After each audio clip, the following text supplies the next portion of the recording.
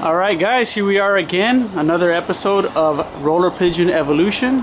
Here is Smitty and I am Danny. This video is going to be pretty much Q&A. How you doing today, Sam? I'm doing great. How's everybody doing out there today? Thank you for joining us for another episode of Roller Pigeon Evolution. Like Danny said, this is going to be kind of a Q&A. A lot of people have asked questions, and in order to answer those questions, we kind of dedicated this particular episode to answering those questions. Get as many of them in on this episode as we can. Alright, before we get started on these questions, I see we got a little setup of some birds here. You want to talk about these little birds here real quick? Yeah, some of these birds you've seen in the other videos. The top line is going to be my red-headed hen 1220 birds. Those are all red-headed hen 1220 crosses. The birds look like they're all solid whites. They actually will produce birds that look just like these on the bottom row. They produce black models and red models. Then, second line here, these, you notice they're all checked baldies. Those go back to a guy by the name of Norm Drexel. That's a line that haven't had a whole lot of experience with, but I'm working with and trying to see how they work out. These birds right here, all one family, go back to my cream cock. My cream cock is actually an Andalusian, or he carries indigo, which produces Andalusians. So they look like blacks. They are blacks, but they do carry indigo, so they'll produce Andalusians. All right, man. Well, we're going to go ahead and hit these questions. Okay. First question is from a gentleman named Steven Spainhauer. Steven. Yeah, he asked, how do you administer those ideal pills? Okay, Steven. Excellent question. Ideal pills. In order to show you, we're going to move over here. We got a little table set up. Now, ideal pills, or ideal tablets as they're called. Take a look at them. Looks like a large black pea.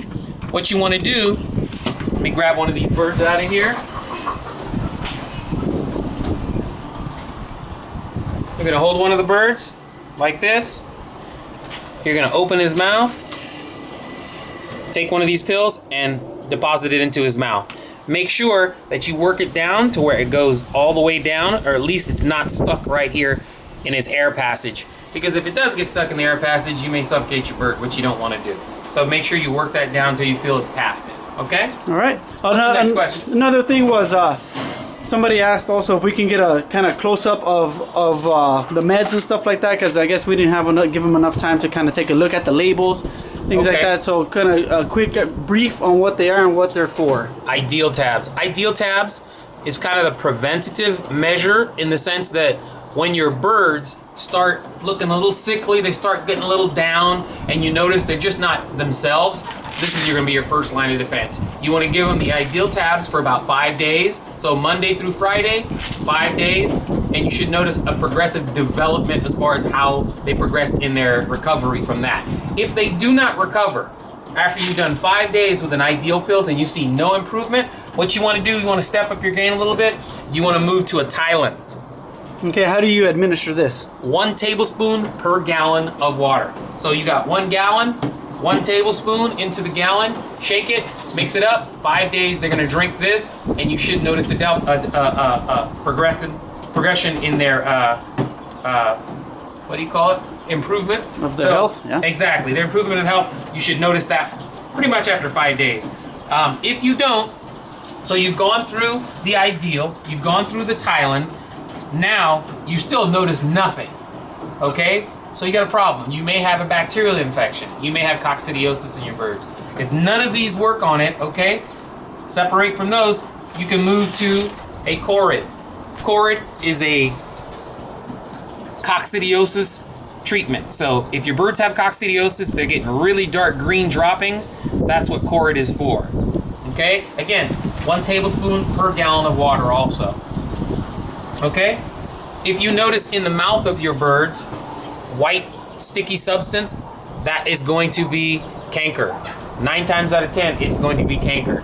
So it looks like little spores on the inside of the mouth. You want to use canker. Canker Plus, excellent treatment for canker. Okay? Now, once a year, you should worm your birds. Wazine is a wide spectrum wormer. It covers a lot of different types of worms that it will kill. You add it into their water. That's one. Okay. Now, as far as a vitamin, Vitaprene excellent vitamin. This is a water soluble, so you're gonna mix this into their water. Okay? Is there directions on these bottles? Yes, each one of them has directions on it as far as exactly what the amounts that you're gonna use. And again, none of these are guaranteed cures of any of these diseases. What I found in my experience, I've had good results with them. So I'm not gonna guarantee that they're gonna work for everybody and everything the same, because I don't know what your birds have and I can't see your birds, only you know that. So, but these are definitely some basic things that you can do to catch most of the pigeon illnesses that we deal with, okay? Also, the last one here is going to be terramycin. Terramycin, which is a ocular antibiotic. It's an antibiotic that you can put in through the eyes. It's a salve. When you have a one-eye cold, you want to put it in one eye, make sure it goes in completely, put it in the other eye, and it usually takes about 3 to 5 days of use with this, and it goes away. So, lastly, one of the things that your birds get are feather mites. Feather mites are basically, you got feather mites and you got lice. They eat the feathers. They literally eat the feathers on your birds. A lot of times if you're wearing a white t-shirt and you hold one of your birds up to yourself, you can see those little bugs that pop off of the birds and onto your white t-shirt. Those are lice or feather mites. What you want to do is use this particular product in their bath water. Right here, it's got ½ ounce to quarter ounce. Quarter ounce to their bath water, mix it in, it'll make the bath water kind of milky.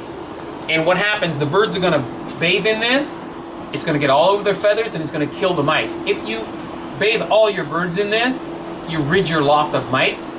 You don't have to do it so often.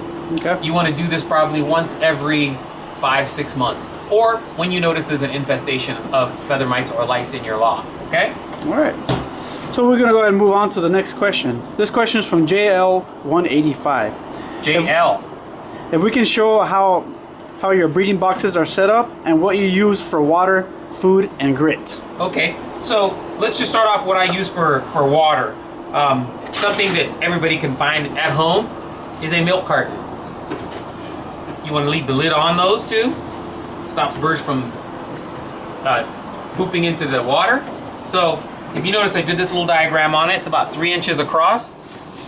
You can take a little sharp knife, pop it straight in, cut straight across, go back, up.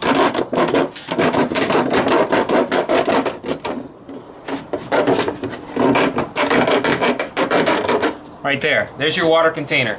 Very simple, straight to the point, and it holds a good amount of water in there, okay? That's what I use in all my breeding cages for water. Now, for food, I mean, because I feed my breeders pellets, I have these little boxes here, and usually when you buy a box of screws, this is what it comes in. What you want to do, close your little box up here. Get that closed. There you go. It's closed, sealed. What I do, I drill a hole in it. I drill a hole in it in order to hold my pellets and everything else that I might put in there.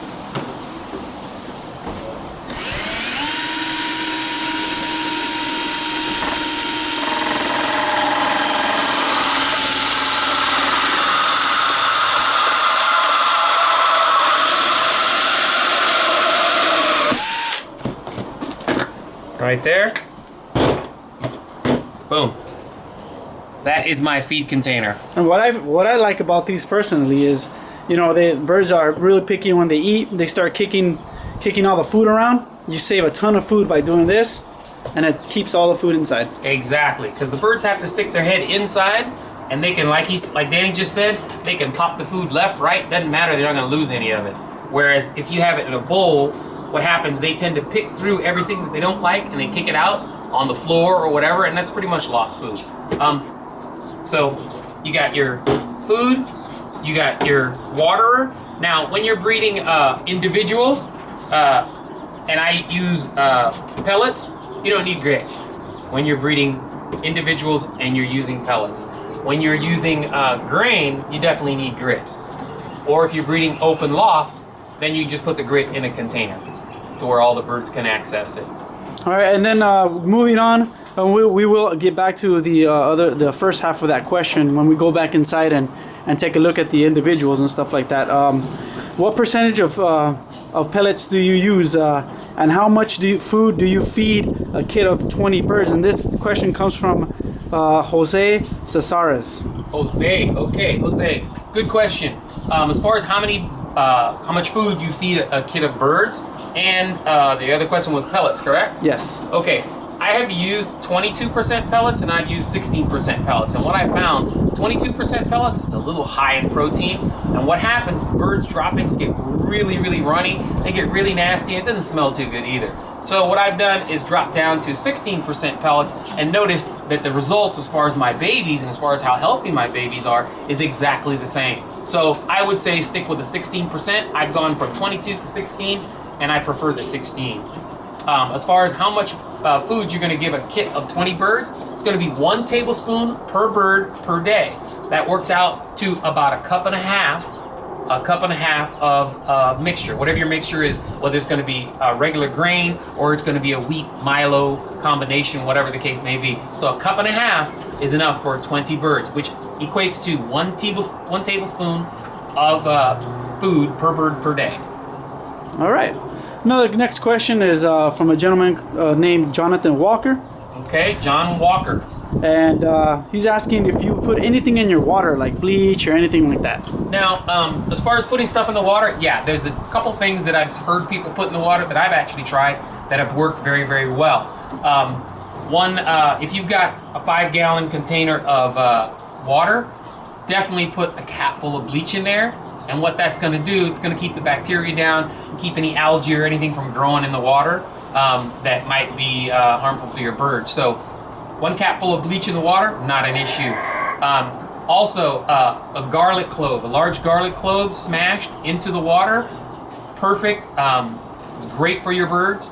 One of the things I've noticed, some of the people that have used it, one guy in particular that has used it for years and years and years is Sam Gutierrez. I don't know if you guys know Sam Gutierrez, but his birds breed forever in the sense that his cock birds last longer than most people that I've seen. His hens produce longer than what I've seen most people's birds do. Just his overall quality of health for his birds is just top notch. So follow something that's working for him. Garlic in the water, excellent. So I would definitely do it. One of the other things I've heard about is putting in the water is apple cider vinegar. That definitely works. So again, nothing more than a capful, perfect. Any other questions? Yeah, we got one from Jose C. Okay. He's asking, where'd you get your trays from inside the loft area on your individuals? Okay. Should we go inside and maybe take a look at them? Maybe Let's we go can take a look. give some information as far as size.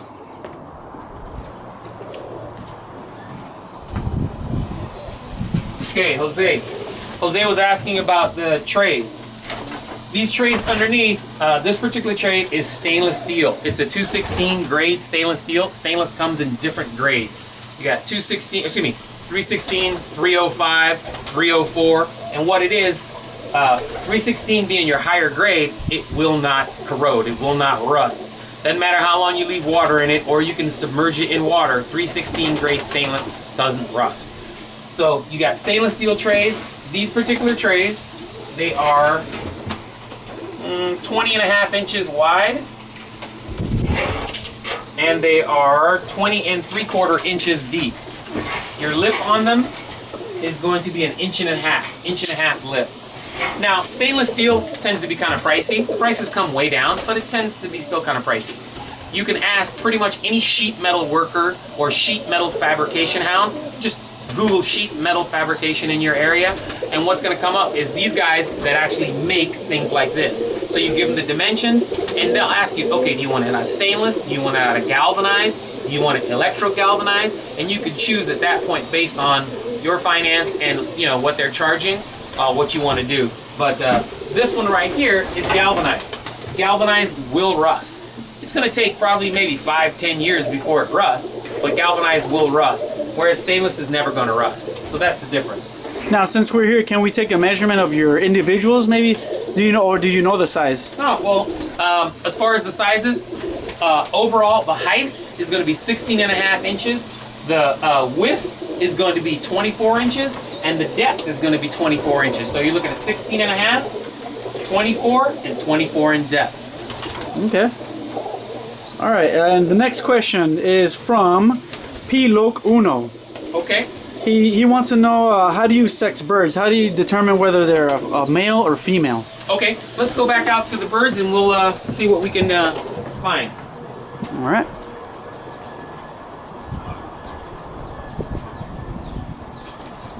All right. So when you look at these birds, one of the things you'll notice. Okay, perfect example. Let's look at these two birds right here. I'm going to move some of these birds around.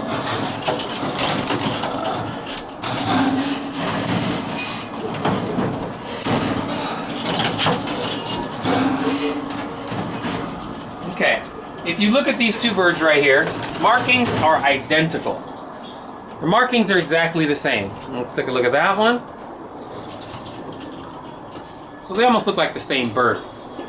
But one of the things that you'll find, if you look at this bird right here, his upper body, his neck, his lower body tends to be a little more robust. And what I mean when I say that, it's larger, it's wider. He's broader across the top. He's rounder in the center. When you look at this one tends to be a lot more elongated. It's not as robust. The neck is not as wide. The body is not as wide. And what it is, this is a male, this is a female. That's not going to be 100% all the time. But what you'll find is your hens tend to be a lot more slender than a male. The other thing, where birds poop from, it's called their vent. There are two bones. Those bones right here, it's called the vent bones. They're shaped just like this. With a male, or just like this, a male's vent bones tend to be closed, where a female's vent bones tend to be open. The reason that those bones are open or closed is because a female has to pass eggs, where a male does not. So females' vent bones tend to be open, a male's vent bones tend to be closed, because no eggs are passing through there. So when you check a bird, you're feeling for a male, you check those vent bones, they're closed, they're very, very close together. And on a female, they tend to be wider. Now when you have a female that has never laid an egg, this is the other thing, that nothing's 100%. Before she's laid eggs, the vent bones tend to be closed. Once she's laid eggs, the vent bones are spread open as that egg passes through them, so they tend to stay wider. So that's the difference. But again, there is no 100% on sexing birds. You have to pay attention. You have to be very vigilant. Because if you throw a bird into the cock cage, watch that bird. Because I've done it myself, where I've thrown a bird into the cock cage, knew it was a cock, and come back 2-3 weeks later and I see the bird sitting on eggs in the cock cage because it's a hen. So you really have to pay attention. All right, next question is from Jose C. When do you move or remove a squab from its nest and put it in the kick box? Okay, as far as removing squabs from the nest, putting them into the kick box, you're looking at 21 days for that egg to hatch. Chickens are 21 days. Pigeons are 18 days. 18 days for pigeons, 21 days for chickens, 30 days for geese. So when they're ready to come from the nest to the kit box, best way to do is you hold up the bird's wing. If the bird is fully feathered under the wings, it's ready to come out. You can pull them probably, I would say maybe a little even before that, but that's a good indicator that that bird's fully fledged and ready to go. Okay, and when do you start it on wheat or Milo, or what kind of feed do you give those young birds? Okay, for young birds that you're putting in the kit, if you had your birds on pellets, you do a 50-50 pellet and grain mixture. If you didn't have them on pellets, go with them straight to the pigeon mix, which is a pigeon pop mix, or just a standard mix, which is about 16%. But if you're going a 50-50, which is a wheat and a Milo, that is for birds that are mature, that you are trying to fly, and those birds you want to change their performance or affect their performance, how they fly, how long they fly, that type of thing. That's what the 50-50 is for. So to answer your question, one, when they're fully fledged, fully covered underneath, they come out of the loft. Second part of your question, as far as the grain, You're going to use regular grain on those young birds when you're weaning them and putting them into the kit cage. And then once they're already established and you want to affect how long they fly, how they perform, that's when you go to a 50-50, half wheat, half Milo, and then make the adjustments based on how your birds are performing on that 50-50 mixture. Okay, last question from Ali A. Ollie.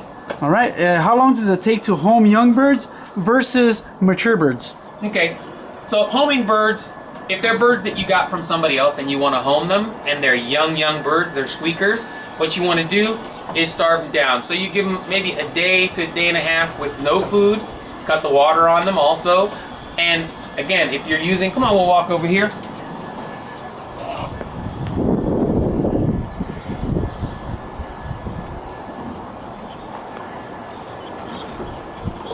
Let's grab this little guy out here.